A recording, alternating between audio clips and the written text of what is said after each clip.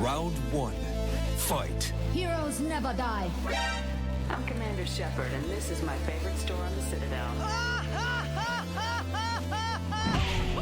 I used to be an adventurer like you. Then I took an arrow in the knee. Power, sex, power.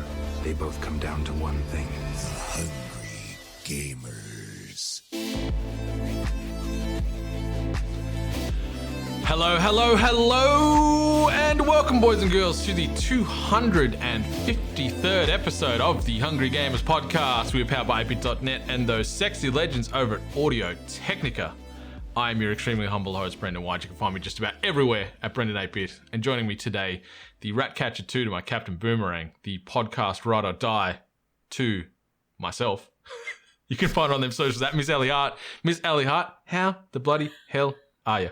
I'm doing good on this bloody hot Friday afternoon in the States. It's disgusting. I see you wearing a hoodie, which makes things worse. It's fantastic weather over here right now. Like we are peak winter here in the Sunshine State, and I'll just give you the live weather report. Let me just consult my cellular phone here. Okay. It is a nice 15 degrees at 8:51 in the AM right now. It's a rough 85 Fahrenheit, so I think that's like 30 something. I think it's hot. Short version is hot, but no, it's nice. It's a bit foggy. It's a bit overcast today. We're going to get a bit more rain, so it's going to be nice, comfy hoodie weather all day, which I'm loving. Sounds nice. Jealous. Yeah, I feel you because I don't like the heat. Do not like it one bit, so I feel you. Yeah, I actually really like summer. I like the heat. I like going out in the sun and having drinks, and I really enjoy that vibe. But I guess kind of when you're in home recording a podcast with all the windows closed, and not tomb ideal. Of darkness, not necessarily a great temperature. No, we need to get like the inverse of those little hand warmers and stuff like that. Get you like some like ice gloves or those little ice packets. Just throw some esky ice packs on me. That's it. Just put your feet in an open esky and away you go. But we're here. We're back. Episode 253 of THG. We've got a nice assortment of gaming and geek culture related news and opinions and rumors to throw at you today. But maybe we could start off, instead of, we'll jump into what we've been playing in a sec, but maybe we could start off with sort of what I alluded to in that opener, and yourself and myself have both been fortunate enough to go watch Suicide Squad, or to watch Suicide Squad. You were fortunate to watch it at home in the comfort of your lounge room. I went to the cinemas. The lockdown lifted last Sunday at 4 p.m. in Queensland, and I was at the cinemas at 4:30 with my popcorn in hand watching Suicide Squad. So I was a very happy boy. Oh, good. I was actually genuinely surprised when you sent me a message like that you enjoyed it. And I'm like, oh, shit, he actually got to see it. Because I know you were kind of like, maybe not. So, yeah, loved it. I'm so happy. It was good. Yeah, I was quite the fan from the opening right through to the end credits and the stinger at the end. It was just a hell of a roller coaster ride. Like it did not really let up the whole time. It had a pretty frenetic pace, and a lot of things were happening. A lot of people were dying. There's a lot of violence. Like it was. It's funny because some of the characters obviously return from the first iteration of Suicide Squad. They come back and assume the roles that they played in the first attempt at this movie, but it is night and day. It is night and day as far as the tone, the themes, the violence, the swearing, the gore, and then just the general mood of the movie. Like it's a lot more lighthearted compared to. Like they tried to make the first one a lot more dramatic. I felt like a lot more dreary and sort of straight shooting. Yeah, I could see. Well, the problem with the first one was that there was a tone, an overall tone that was set initially, but then Dave Ayer, is that his name, the director? David Ayer. He obviously, the studio got involved and then they changed everything up for him. So I think it was actually going to be just straight out like dark action kind of, movie. But then they added all the weird, funny slapstick kind of moments, and then the tone was just all over the place. And everyone really didn't like the first movie. I'm okay with it. Not a masterpiece, but it's fine watching for an action film. But this one, oh my gosh, beats it in spades. And how Gunn does it? How is he able to just take something and just absolutely nail it? James Gunn. It's incredible. Yeah. Yeah, he is a very talented person in the film industry. Like he wrote and directed this, and you can see his DNA all through this. Obviously, the closest comparison, especially if we look on the other side of the comic fence, is it takes some of, I guess, its comedic licks from the writing styles of like Guardians and stuff like that. But obviously, instead of an M rating, we get an R rating or an MA rating. I think I can't remember if it's MA over here in Australia, but obviously that falls into the R bucket in the US. But they certainly push the boundaries as far as comic book related hyper violence and gore. Like, this is some stuff you don't really see in these worlds, and it felt right at home though, as far as the tone and who the Suicide Squad are and what they stand for, and just how it's written in the comics. Yeah, it looks like a lot of this stuff is just ripped directly from the pages, as far as the interactions and some of the kill scenes and whatnot. It was awesome to see. And I loved this movie from start to the finish. And I'm hoping we get more. Obviously, we've got the Peacemaker HBO Max TV series coming out. So John Cena's going to be putting on his toilet seat of justice one more time and going to the small screen. Oh my gosh. Like, I have to give it to John Cena. Like, I never really cared for him as a person or a wrestler. I didn't like him as a wrestler. To me, he was like Superman. Like, couldn't do no wrong, always wins, that kind of thing. But I was just so impressed with him in this movie. He just molded in well to his character and just into like the caliber of acting with everyone surrounding him, and he did an incredible job. I am absolutely actually pretty blown away by him being in this movie. Yeah, like I think you nailed it. Like, in the WWE, he was their Superman. Like, I think that's perfectly described, and he was sort of pigeonholed into that box, and he couldn't really get out of that. But now he's in Hollywood, and there's always he's following in The Rock's footsteps and rah all that kind of stuff. But the fact that he's taking these varied roles where he can be a little edgy and funny and crass and violent, and it just shows that he's got this sort of depth to his acting delivery is really good to see. And he was phenomenal as Peacemaker, and his back and forths with old Robert Dubois or Bloodsport or Idris Elba was really, really great. Like, the casting for every character, big or small, in this movie, I think was like bang on the money. Perfectly casted. Yeah, I agree. And I gotta be honest, I completely forgot who voiced King Shark.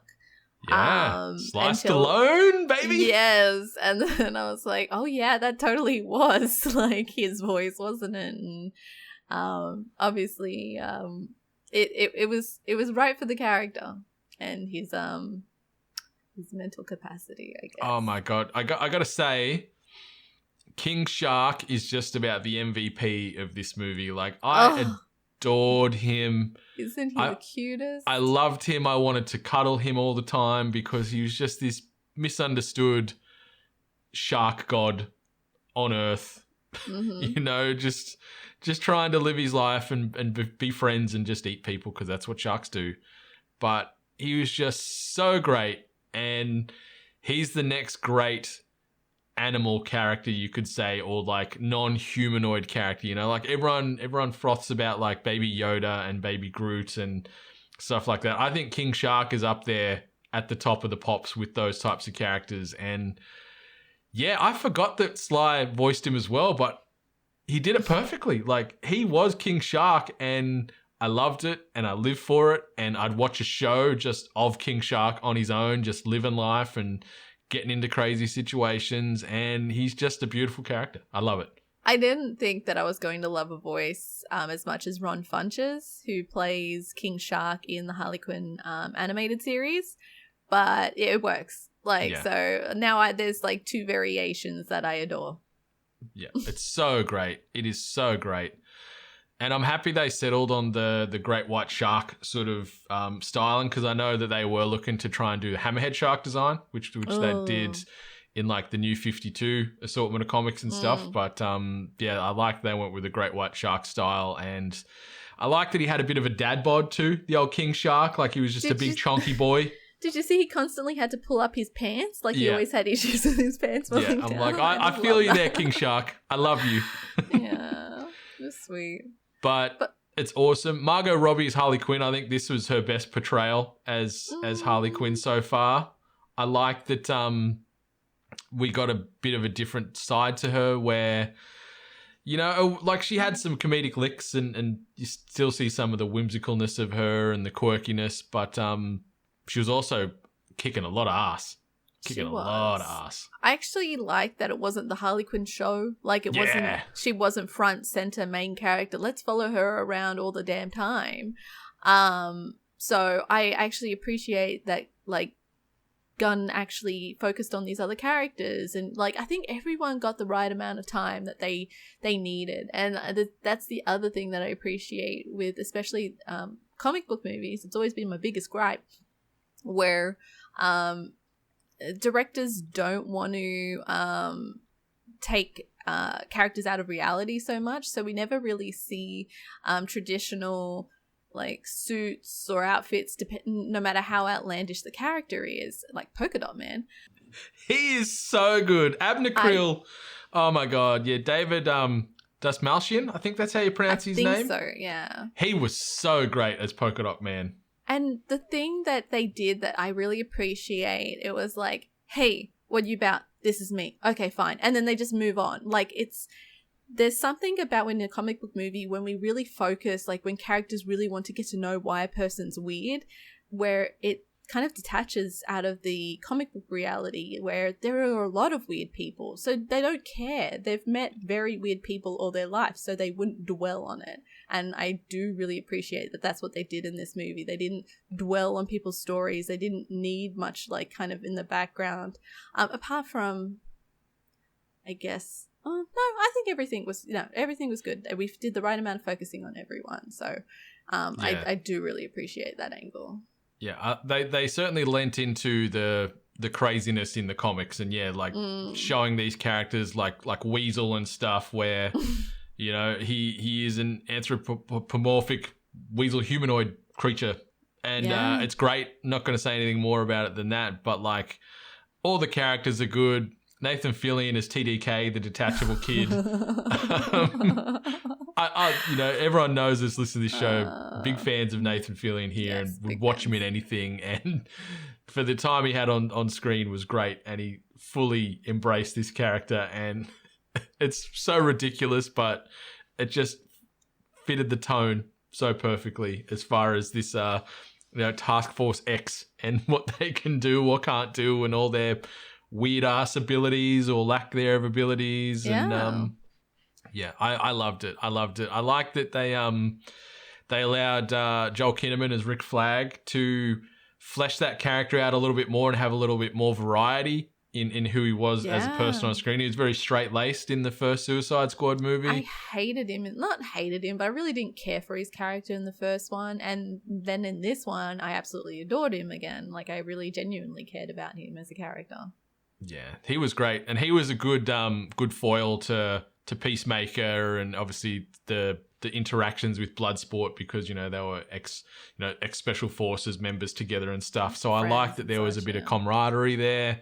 Yeah, Daniela Melchior, I think you pronounce her surname, who played Ratcatcher 2. She was an underrated little MVP in this show. I thought she was great, and she added a lot of heart to the show, to the film and the team as well. And she slotted in nicely, same as Polka Dot Man. Viola Davis playing Amanda Waller, returning to play the same role. She just nails that role. She's just a big, strong, hard bitch of a woman that's dedicated to save the world at no matter the cost. No matter the cost. She owns it.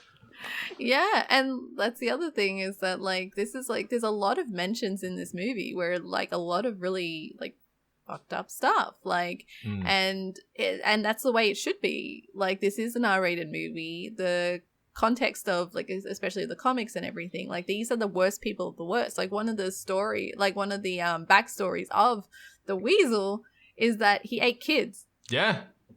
27, I can't remember if it's 27 or 37, something like that. He killed 27 kids or something like that. Yeah. And like, if in any other movie, that'd be like, hey, that's really fucked up. But it's kind of brushed away. It's like, no, he killed this many kids. Yeah. It's like, whoa.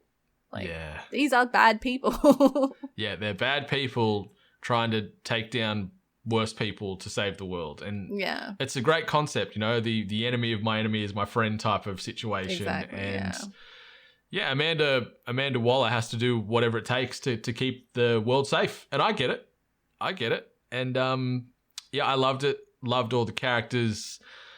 Loved the comedic moments in this game. In this movie. Loved the really violent set pieces that played out. Loved the ultimate, like the big bad in it. Like I think that anyone's seen the trailer, you see that old Starro is one of the baddies in this film, and I think anyone that pitched Starro the Conqueror as the main foil to the in air quotes anti-heroes was crazy. A giant alien starfish as the big baddie in this, but it works and it works well, and I love it. It doesn't odd you out. It's not that weird. Everything happens and it's not that weird. It's great. That's how comic book movies should be. Yeah. So nice. But loved it. Loved that. Yeah, the characters that are on the screen played by these actors, they embody these characters 110%. Like there can never be probably another Harley Quinn. Like Margot Robbie is Harley Quinn. I've fully committed to that. I know Hayley Kiyoko does great in the voice stylings for the animated show, but as far as the real life embodiment on screen, Margot Robbie is Dr. Harley Quinn, and she destroys it on the screen in this movie. But overall, like every part of this movie just slots in perfectly, I think, to make something great. There was one little tangent I was kind of like, could have taken a leave and left that. But I think it was for a small amount of character development. But apart from that, everything went really, really well and just slotted in perfectly. It was great from start to finish.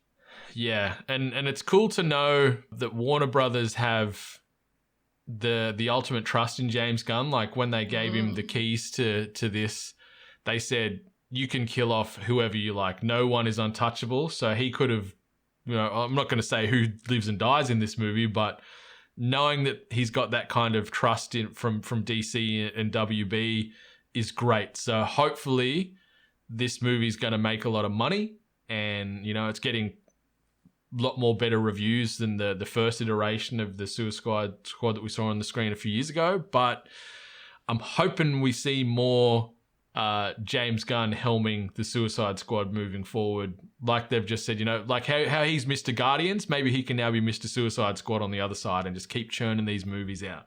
Well, my takeaway from this is the more positive of like Warner saying like, hang on, maybe we don't need to focus on the heroes. So now that we have this wonderful baseline of Suicide Squad, maybe we'll start seeing spawning off of the bad guys. Let's follow the story of the bad guys. So my fingers are crossed that we're going to start heading in that direction, because that's all I would love that, because there's so many great characters, so many weird, quirky, twisted characters that could just be perfect on screen, whether it be film or their own little, go the Disney Plus route and have little 6-episode arcs on these characters and stuff that you could watch, and I'd be all for it. And I just love Idris Elba. He leans into amazing. Everything he does. He like, we were talking about our crushes on 250, and I feel so dumb for not mentioning Idris Elba, because I love that man so much. Man touches anything, it turns to gold. Yes. And he just leans into everything with 110%. Yeah. Doesn't he have a foot fetish? He could. I wouldn't care. He could even fetish my feet if he likes. I really don't mind. But Yeah, the short version, I think, is that Suicide Squad, I think we can say it's probably officially 8-bit approved. We both give it the positive rub and highly recommend going and watching it. If you can get out to the cinemas, do so. Do it safely, distance, mask, all that stuff, because it is 2 hours of just balls to the wall, fun and insanity and comedy and gore and heart, and it is a popcorn movie, but it's so much more than that as well. And I adored my time watching this, and maybe I'll go watch it again this weekend. Maybe I feel like going back. Kind of want to see it now with that 4D experience that we have over here, where the chairs move and they spray water in your face and the chair punches you. Like, I'm thinking we don't really get that here. It's sad. It's a shame. Like, it was stupid, like, when I went and saw Birds of Prey with it, but then I'm like, this might be a good movie for that. Yeah. I'm just still jealous that you can watch it in the lounge room. Sadly, you don't have that. It was great. I got to eat pizza. I got to pause to use the bathroom. It was great. Yeah, very jealous. Very jealous. And there was a couple that sat just out of eye shot from me in the cinema that talked the whole fucking time. Oh my God. I wanted to punch them in the face. Who does that? Like, you I literally said just something got to out them, of... and they were quiet for a bit, then they were talking again, then someone else said something to them, and they were quiet for a bit, and then I sort of was just periodically turn around giving them the stare, and they'd be quiet for a bit, but they just these early adult, late teen fucksticks that were just carrying on, and it was so annoying. Like, I could just hear them faintly just out of my main sort of area, and it was just in the quieter scenes, it was fucking killing me. That's how, like, elitist me and my husband are, is that we will purposely spend more money on a ticket if it means that we can exclude some of the riffraff just to enjoy our experience. That's a smart idea, you know. I never thought of it that way, but now I need to. Yeah. But, like, maybe I'll gold class myself. Yeah, people aren't going to, like, talk through a ticket that they spent $40 on. Like, you know, go for it. It was so frustrating. But yeah, go watch this movie. 8-bit approved. So great. So excited for the future.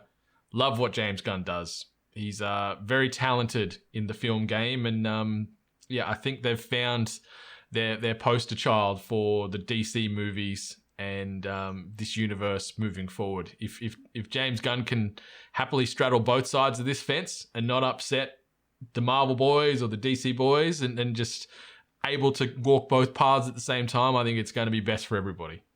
I think so too. God, it's so good, Miss Hart. I loved it. And I just want to cuddle King Shark. So happy. I'm so happy too. It's one of my favorite movies I've seen this year. Yeah. Yeah. It's been rough for DC. We've had a rough time. Yeah. Animated wise, not so much, but we still don't have the second season of Harley Quinn available to stream locally here. Really? Yeah, I need to, like, hate saying it, but I need to find a copy another way. That's what it's getting to, because it's like a year and a half, I think, since season 2 came out. Yeah, I feel like I watched it last year. I feel like. Yeah, still nothing. But something else I watched, I won't dive anywhere deep as we did on Suicide Squad, but I watched Gunpowder Milkshake last night, which just came out here in Australia. Oh, how is that? It's weird. It looks weird. I didn't mind it. Like, picture, like, it's going to be a lazy comp, but picture John Wick, but replace Keanu Reeves with Karen Gillan and Lena Headey and another assortment of very powerful women. So it's the feet, like, similar tone, like there's a lot of, you know, Karen Gillan and Lena Headey, they're assassins, they kill people for money, you know, follow that same type of beat that John Wick does, but there's a storyline change where instead of, I guess, the car getting destroyed or the dog getting killed, a young girl's been kidnapped and they save this girl, and then hijinks ensue because this group of people are now after them because they botched a job, and a lot of creative ways of killing. There's some comedy in there. There's some drama. There's a lot of violence, a lot of cool choreographed fight scenes, a lot of cool creative ways to kill people. It's good fun. Like, it's, I think it was about 90 minutes. I don't think it was 2 hours. Maybe it was somewhere between an hour and a half to 2 hours, let's say. And it's just a roller coaster. Like, it's that same sort of constant moving forward, cracking pace that you used to with John Wick or Nobody, if you watch Nobody yet, which was so good. But it was fun, and the cast was great. the artistic styling on it was really cool. It sort of lent into this synthy neon mixed with also like the what would I say, like the diner culture from like, picture like almost like Happy Days sort of vibes. Like, okay, yeah. Like diners and bowling alleys and some of that sort of like design choices for costumes for characters. So picture that then with smatterings of neon and stuff in there as well. Like, it's really pretty. Soundtrack is really cool. The cast is great. We get a bit of Paul Giamatti doing Paul Giamatti stuff as well. But yeah, I enjoyed it. It was just a good thrill ride. Kept on really well. Characters are great. I really like Karen Gillan. She's a great actress, and she's really good in these sort of action-oriented roles. Like, she's just an ass kicker, and she kicks a lot of ass in this in a lot of creative ways. And it was just fun. I know it's been out for a month or so in the US, but it only just dropped last night or the night before here in Australia. Yeah. You have to do the rent or own via Apple TV is how I did it. But really good. Really enjoyed it. Yeah, another cool popcorn film. If you like that sort of John Wick styling of a movie, you'll enjoy this. It looks like Kill Bill, like kind of like a ode to Kill Bill and the action female star kind of thing. That's a good comp as well. Yeah. Yeah. So, I don't know. It definitely wasn't on my radar. When I saw the trailer, I was kind of like, it's not hitting me right. So it's a very good looking movie.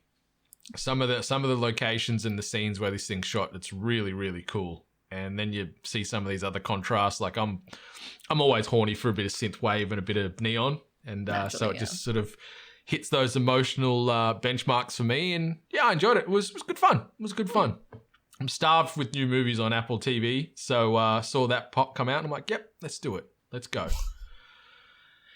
And I also want to just briefly touch on this as well. I'm extremely late to this party, but I've finally started watching Food Wars on first on Anime Lab, then I jumped across to Crunchyroll so I could watch season 3 and beyond.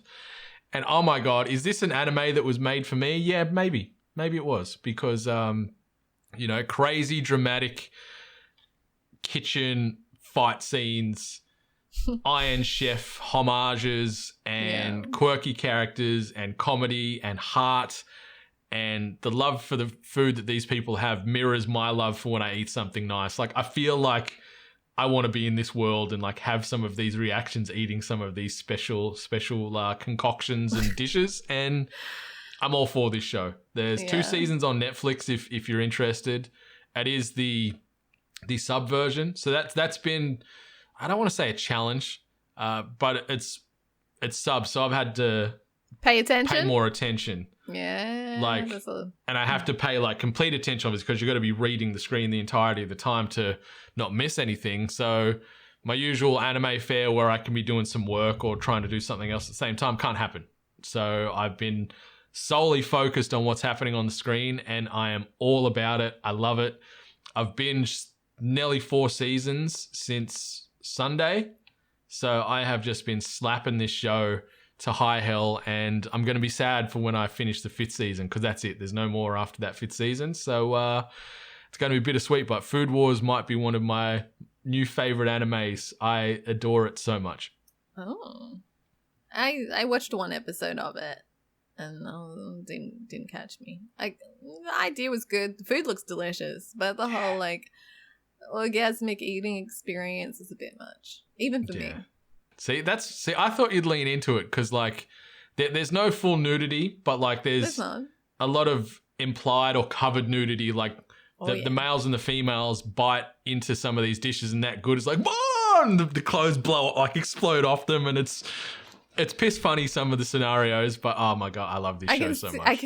I can see and not blame why it got recommended to me, but yeah. Yeah. Oh yeah, it certainly falls into the Senran Kagura bucket, that's for sure. My Bon Appetit, yeah. It's identical. Yeah. I actually started watching a bit of Senran Kagura on Anime Lab a few weeks ago. I like it. Yeah, I'll go back. I'm like, yeah, this is okay. But it just didn't hit what I was looking for at the time. It's not a masterpiece, but I always enjoy when it's like, competing schools and people have their special abilities. I always like that kind of like little niche. Yeah. As far as what we've been playing, because we are well into the episode runtime at the moment, and we still haven't talked about what we've been playing. So luckily the news slate this week is sort of more so quick hitters. But I just wanted to quickly touch on 2 games that I've started this week. The first is The Ascent. Yeah. Which is the new game that's just come out this past week, done by Neon Giant. I've been playing this on the Xbox Series X. It's available on Game Pass, which is phenomenal. And I am such a fan of this game. It's a action RPG set in a cyberpunk world, where you are a lowly employee of a company called the Ascent Group, who pretty much they owned everything. They were you could say they were Amazon. You could say, evil cyberpunk Jeff Bezos owns the Ascent Group.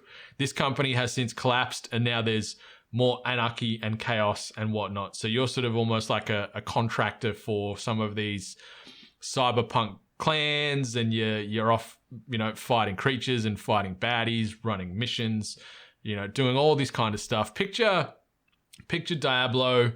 Yes. With that twin stick combat style. So it's that isometric top-down view with twin stick combat. Obviously, weapon gunplay is the primary flavor of this game. But the one thing I really, really like about this game, outside of this awesome cyberpunk neon-dripped world, is there's so many cutscenes in this game. Like when you're meeting characters, it's not just a little face pops up with a lot of text. You're actually getting rendered cutscenes of your character who changes depending on what armor and items you've got. So it changes in real time depending on how your character's kitted out. But you're meeting so many other crazy enhanced individuals and aliens and all this. And it's really, really fucking pretty. These cutscenes are awesome.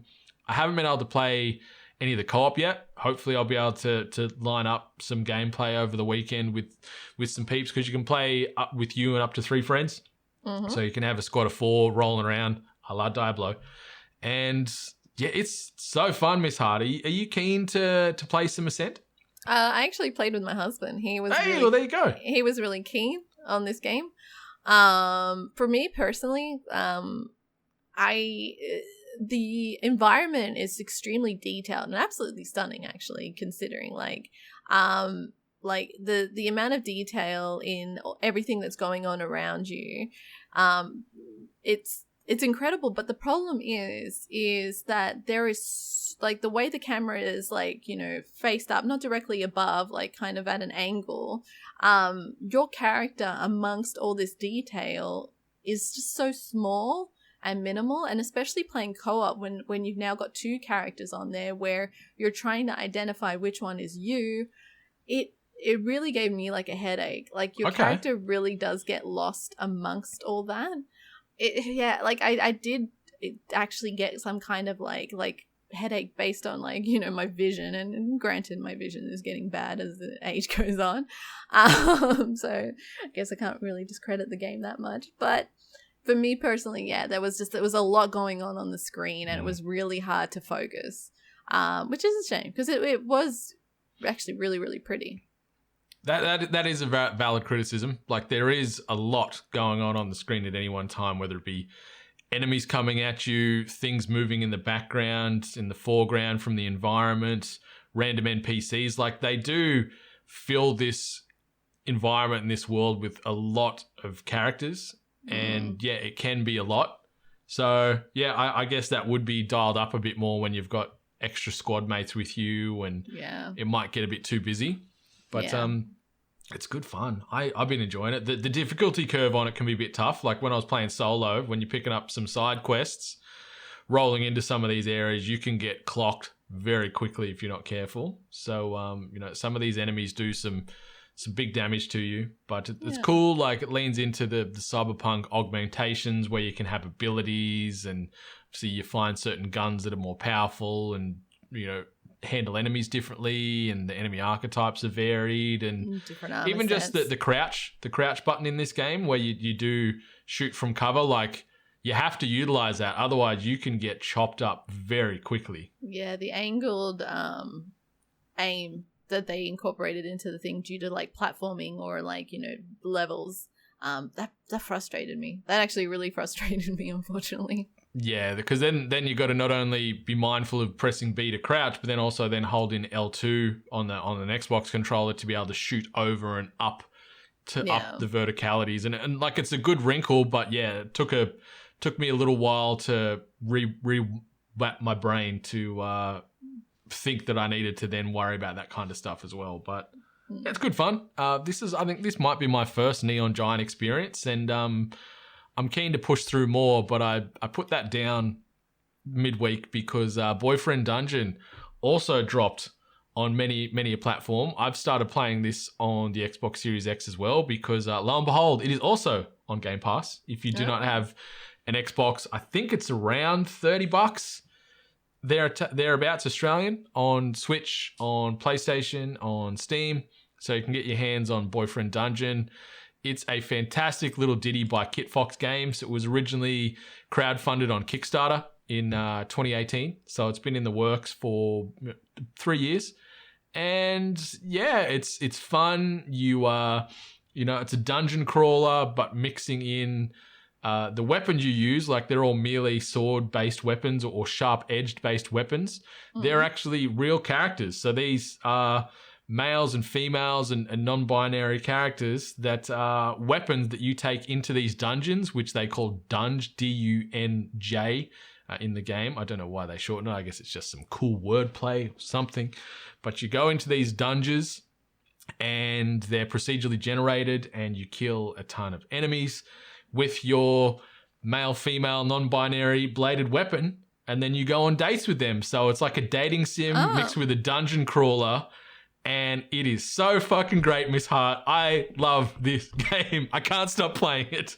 So I didn't really know much about it. A lot of people just said, hey, you might like this game, but didn't really sell me on it. But now that you've told me you date your weapons. Yes. Now I'm on board. I always love a dating game with some weird like little twist into it. Like, so the idea of dating your weapon now piques my interest. Yeah, it's so there's 7 different weapons in the game, or you could say, I guess, 7 different romance options, and they're all different personalities. A lot of them do fall into certain archetypes and tropes, but they're great. They do a mixture of voice acting, and then you get a little bit of text on the screen as well, just because there's so much interaction. Yeah. You interact with these characters not only when you take them on proper dates, but you can also, you've got your mobile phone, so there's a lot of text messaging interaction where you can choose how to respond.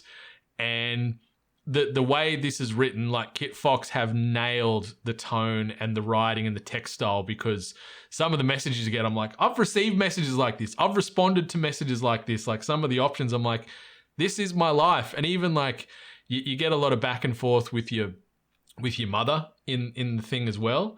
And this mum character texts exactly like my mum does to me. It is ridiculous. So I've been like cackling at times because I'm like, it's Mama Loz texting me in the game right now about my dating life. I actually did see something about the mum character, and that the developers were actually quite aware that not everyone's relationship with their parents is positive. So they actually give you the option to actually disable communication from your mother. They say your mum is supportive in the game, but they still said, like, you know, if you don't want that kind of, character in your gameplay, then you can turn it off. Yep, and that happens right from when you boot the game up. So yeah, very considerate on Kit Fox's behalf, where you've got that option 30 seconds into the game to turn that off. If your home situation isn't something that you'd like bandied on the screen all the time. So luckily, like, I love my mum and we got a good relationship, so it's nice that I'm pretty much just texting her in the game as I am in real life. But it's a really, really fun game. It's sort of the story in essence. You play this character. You can make this character female, male, non-binary. You name them, you kit them out in clothing. Yeah. And then you're going to stay with your cousin in, I guess you could say it's almost like a pseudo San Francisco. It seems to be like the hub where everybody goes in video games these days. And you're staying with your cousin. You've never been on a date in your life. So you go on this first date and then you're meeting other people along the way, or meeting other blades and swords along the way, and taking them on dates, seeing who you want to develop a relationship with. The more you work on the relationships with these weapons, that romance levels up. And with that leveling up, new abilities for the weapons that they are open up. So, you know, there's a character that's more of a dagger, so it's more like fast little chunk damage. Then there's someone that's like a scythe. Then there's like an energy weapon. And as you romance them more, abilities for that weapon archetype opens up as well. So they can start, you know, chaining lightning or doing critical damage or rolling, and it confuses the enemies and stuff. So each of those 7 weapons give you 7 different play styles and combat styles in these dungeons. So it's cool. That's piqued my interest. I might have to look at it. It's on Game Pass, so it's. I think you'd have some fun with it. Like, the art style is super cute. The soundtrack in this game and the score is really, really cool. Like, it's a nice little, mixture of indie, and whether it be folky and rocky and synth, and it sort of toes the line on a lot of musical genres. The voice acting's great. The character models are awesome. When you're seeing them transition from blade to person, like it's so cool. And every character in this game is far too attractive. It's ridiculous. Like, but I've settled in. I'm romancing Valeria at the moment, so I've gone down a bit of a bisexual romance tree at the moment, just with how this character is. I'm like, yeah, she's my vibe. So my female character in this game is currently courting another female, but I've been on a few dates with a few other people. Some of them are fucking dicks, but like, some people might like that too, the way they act. So there's something for everybody in this game. They're probably the better weapon, trying to endure bad relationships to reach the ultimate weapon.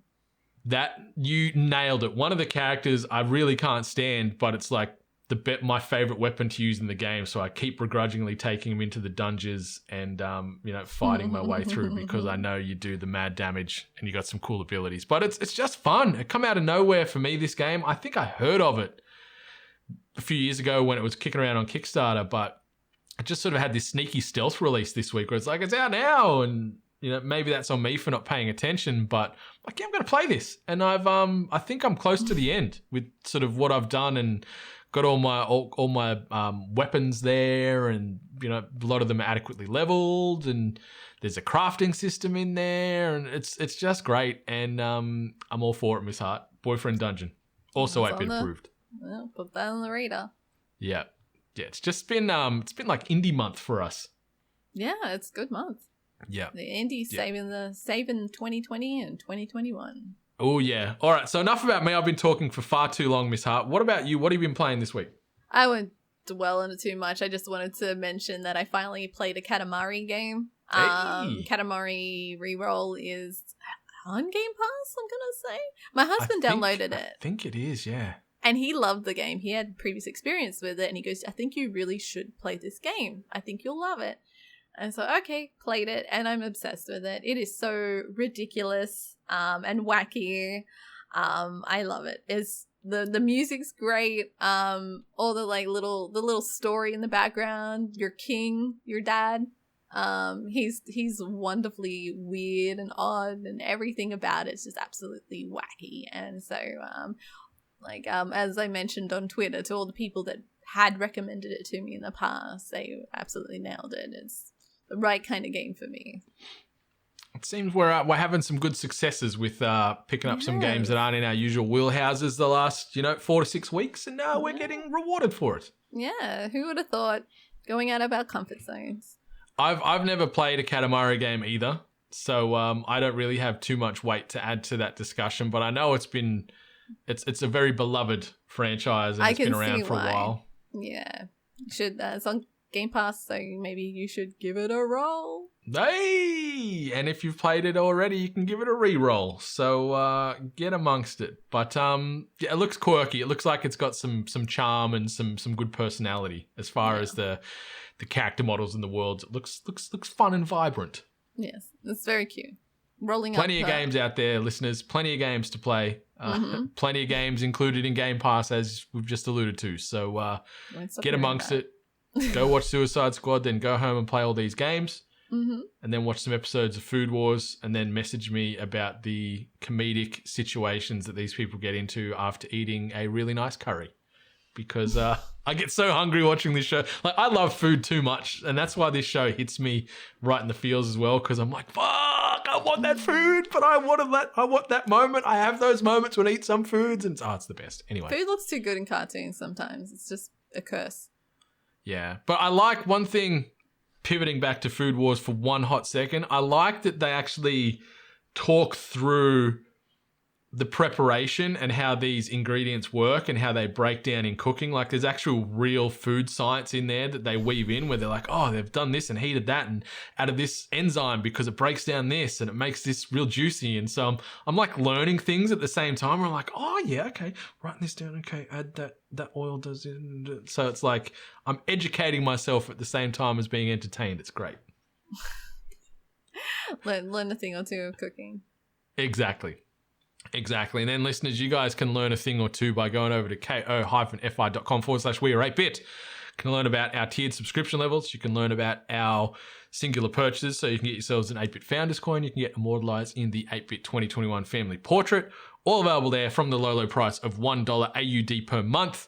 If you don't want to support us monetarily, that is more than fine. But if you can support us, do so over at Apple Podcasts. Be sure to rate, review, subscribe us, as well as all the other podcasts you'll listen to on the reg, because those ratings, those reviews, they cost no money. They take you very little time to do, but they mean the world to all us podcasters out there, because those ratings and reviews help keep the emotional lights on in our hearts. So please do that. Once you're done doing that, head on over to 8bit.net/win to sign up or go into the running for our August giveaway. You can win yourself an Audio-Technica G1WL wireless, sorry, not wired. We've gone the step up. We've gone the wireless gaming headset. We're talking gaming headset with detachable microphone, so you can obviously use it while you're gaming. You can use it while you may be doing your Zoom or your Teams calls, or you can take it on the streets if you're walking with your mask, doing your exercise during these COVID days. This headset will go with you everywhere. So 8bit.net/win. But Miss Hart, what do you say we jump into some news? Let's do it. This week's news headlines. All right, we got a lot of quick hitters, a lot of little mini shots fired today, because we've gone well over time on our usual run sheet talking about what we've been doing, but we've just been doing so much. There's so many good things out there. It's different for us. So next week we won't play anything. Actually, that's a lie, but still.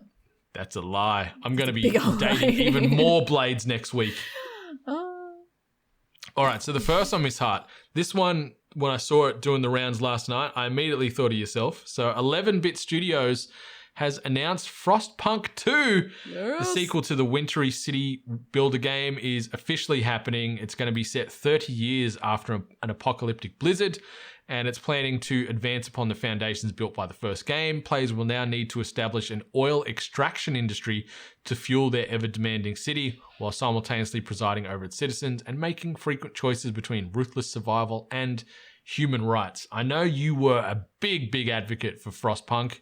Now you got a second one on the way. Yeah, actually, there was actually DLC that came out, and I still have yet to play that. So I probably should play that as well. But super excited for a second Frostpunk. It's a great game. It's very dark for like very a city. Dark. And I don't know if you watched the announcement trailer. I did. Holy moly! It made me depressed. It's very much like that tone, like the frozen, tied up person in the middle of the town square. With liar written across his chest in either oil or blood. I couldn't tell the difference, but maybe it's both. It's bloody oil. A bit of bloody oil and semen. Ew. What's this? A Metallica cover?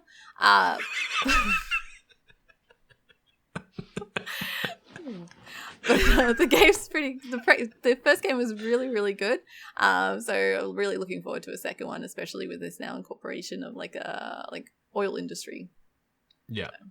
Yeah. Well, you've got some time up your sleeve because they haven't announced any form of date. They haven't announced a year or a quarter. So you've got plenty of time to smash through that DLC. Yeah. But yeah, it looks cool. I'm still yet to play Frostpunk, but I know it's on Xbox Game Pass now, so maybe I'll play the first one day. On PC, I never get how people play city builders on console. It can work. I played Jurassic World Evolution on console. I played it on Steam as well, but I pivoted to the Xbox. It works. It's pretty fine. But anyway, it would be certainly smoother and quicker on a mouse because you could Definitely flick around and what have you, but it can be done. The next one, Miss Hart, streamer Dr. Disrespect is starting up a new game studio. According to a job listing Beam shared on his Twitter account, the former Call of Duty level designer is looking for a co-founder to help start up, in quotes, new AA/AAA gaming studio that has a unique twist. According to Beam, whatever game this studio ends up making will be developed in partnership with a select list of mega influencers who will work closely with the studio to launch their dream game. So, what's the over-under that this game is going to be Public Toilet Simulator 2023, Miss Hart? Dang. Or Infidelity Maestro, or I don't know, Miss Hart. What do you think about this? Do you think this is going to succeed? Do you think that pitch where it's a AA/AAA studio that's going to have a unique twist, that it's going to be developed with a list of mega influencers? That part there sounds dumb to me. Just because you're an influencer doesn't mean you know how to make a game. Yeah, and I mean, I'm wondering who he has access to. Like, Dr. Disrespect is predominantly known for playing first-person shooters, so straight off the bat, you assume it's going to be like a first-person shooter. Also, the idea of being able to lift a game, a new game, based on the, I guess, like the power level of top streamers or top content creators. I think that can be risky. Like, there has to be some redeeming quality about your game. You can't just depend on streamers to lift your game up and it being a shitty game. It just doesn't work like that. A lot of people are pretty smart in being able to identify when, someone's pretending to like a game, essentially. It's pretty interesting that he himself, as a streamer content creator, he's reached a point where he has kind of said, you know what, I can make a game. I'm curious how the hurdles he's going to face, especially that, he's pretty vocal about when a game is shit or a game is broken or, this and that, what is wrong with this game. So I'm wondering how he's going to feel when the shoe's on the other foot with something that he's making, and then everyone kind of yelling at him, telling him his game is broken or his game sucks or blah, blah, blah, blah. So it's a very interesting angle for a streamer to be making their own game, and then trying to working on the backs off content creators to give it a successful launch. So it's interesting. It's very interesting, and yeah, there'll be a whole lot of discourse thrown his way when this game does come out, good, bad, or otherwise. But I'm wondering, tinfoil hat on, obviously, COD shooter games, that's his forte. Are we gonna see an FPS or maybe a battle royale game where the only characters in the game are these influencers and streamers? So picture Lord of the Flies or something where they're all getting dropped onto an island, and it is your Dr. Disrespects and your ninjas and your whoever's, they're all individual characters and you assume the role of one of them, and they fight to see who survives and wins. Are they going to go down that route, you reckon? You think they're going to lean into the battle royale genre that still just refuses to die? Maybe. I could see that being a thing. Actually, on his initial post, I believe someone actually said to him if he wanted to take up the IP for H1Z1, that person wanted to work with him. So I don't know if it was the person who currently holds ownership of H1Z1, but H1Z1 was the OG, right? Yeah. So I think he wants to do something new. I think he wants to make something himself. I like it. like Dr. Disrespect's aesthetic, while like I'm not really into watching him as a streamer, his overall aesthetic, putting that into a game could be pretty cool. Could be pretty interesting. Yeah, it'd certainly work. Like he's got an eye for marketing and things like that. That's for sure. He knows what works and what looks good, and yeah, we'll see. I guess in the coming months and years what this game ends up being, if anything. But if it happens. Yeah, something that definitely did happen this week, though, Miss Hart. Sony's acquisition of anime streaming service Crunchyroll is now officially complete, with the final price set at $1.175 billion. This was up from their previous bid of $957 million. So they've picked that up. It's got 5 million current paying subscribers. I'm one of those.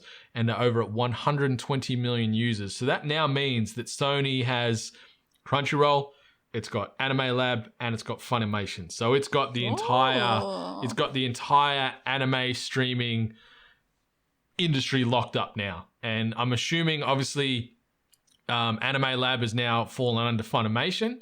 So I'm wondering if they're going to do the same and put Crunchyroll and it's just all going to sit under Funimation, or if they're going to rebrand it as something else. But all your anime is now owned and controlled, in air quotes, by Sony, because they've got the three big fish. What a wonderful like acquisition for Sony now to be the key holder on a lot of anime content. I don't use any of those services here, in the sense like the way that I actually watch anime is through Hulu. Actually, I've actually watched most of my anime through Hulu, maybe some Netflix.